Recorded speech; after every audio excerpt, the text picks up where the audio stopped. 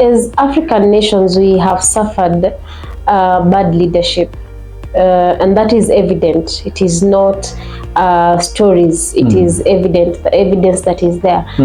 So, what do you think? What kind of leaders do you think we need, who can do better for us as people? I think before the colonialism came to us, Africa is known to have had a leadership that lives for the sake of others. But I think there is something that we missed, or maybe our mind was colonized to think that the kind of a leadership that our forefathers were having, it was not bad.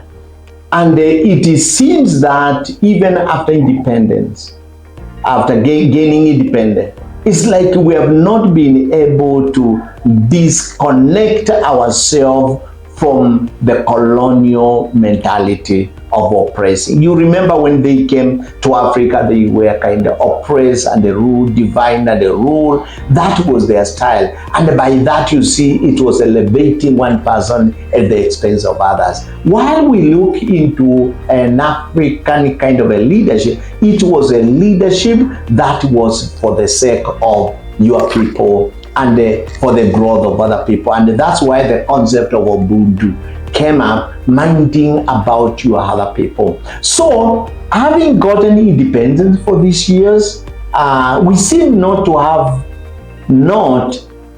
disconnected or maybe developed it from that. We seem to be holding on to that because we don't see leaders. We rarely see leaders who are so much committed for the sake of others. And I think it is time for Africa to rethink leadership that will help us grow as a community. We have kind of a leadership that it is about me. That's why we have so big billionaires in Africa. And then you look at the countries where they come from, they have not yet invested in those countries much. And then you also find it, when they get so much money, they invest that money outside the country. And it's amazing. You can't hear Bill Gates has come to have even an account in Kenya, or maybe invest in Kenya.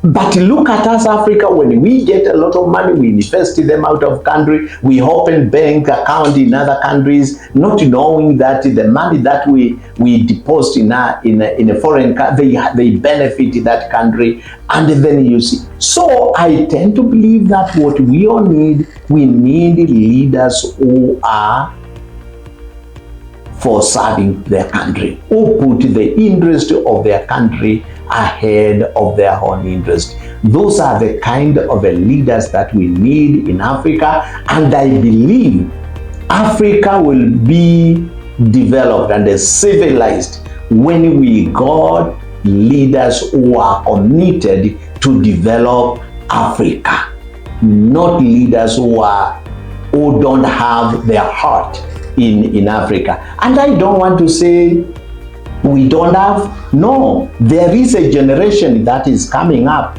a generation that is saying enough is enough. I have stayed in the West for too long. Home is home. And I want to say I've lived in the West. And the cry of every individual in the West, that when will I ever get back to my country?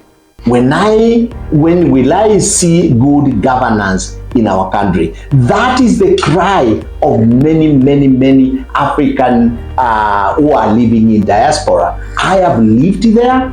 We have discussed these issues together. There is a cry for the diaspora who are crying for better leadership in Africa. And when that time comes, you see the giant that is asleep, Africa, raise up again and to become a superpower economically, politically, and also socially.